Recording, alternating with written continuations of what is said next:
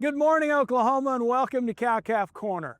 Our question this week that we address is, can we select for hair shedding in beef cattle so that they have more heat tolerance? It's that time of year in Oklahoma. The summer heat is set in here in July, and it leads to that question and how we go about it. We know that there are cow-calf operations in Oklahoma and around the country that make it a point to literally peel the hair off cattle every spring, sometime in April, May, or June. That leads to a lot of labor, a lot of time, potential injury, replacing clippers, replacing clipper blades, but it comes with the upside. Those cattle can handle heat better. They tend to breed up quicker. They tend to wean off heavier calves. There is evidence out there that cattle that are slick-haired carry fewer flies. And if we've got a fescue forage base, we know that slick-haired cattle suffer a lot less from fescue toxicity. Question is, can we select so that cattle will slick off hair earlier each spring? And the answer is yes. We know that hair shed is a moderately heritable trait. It actually looks to be more heritable than weaning weight, probably not quite as heritable as something like marbling.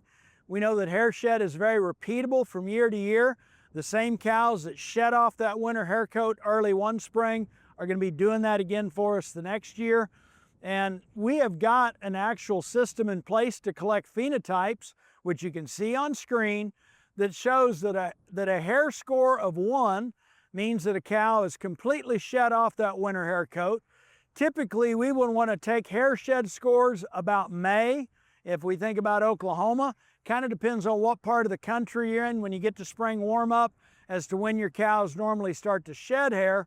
But you want to look at them all about the same time, and those scores go 2, 3, 4, and 5, where at the time you're looking at cows, a 5 is basically a cow that has shed off none of her winter hair coat yet at that point.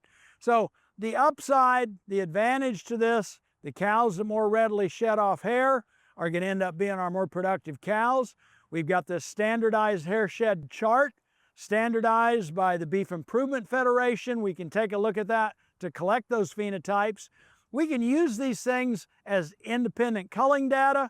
If we're in a really hot part of the country in the south or southeast, and we are consistently seeing the same cows at 4s and 5s as we get into late spring, it's potential culling criteria.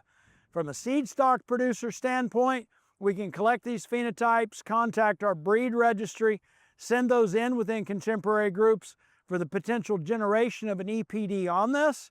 Actually, now for the past several years, the American Angus Association has generated a hair shed EPD, which can be used as a selection tool where a lower EPD indicates animals that are going to shed off that winter hair coat earlier each spring.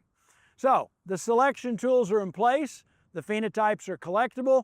If you typically deal with a lot of hairy cows that can't tolerate the summer heat very well, this is something you may want to integrate into a selection program to make genetic improvement. I hope this helps, and as always, thanks for joining us on Cow-Calf Corner.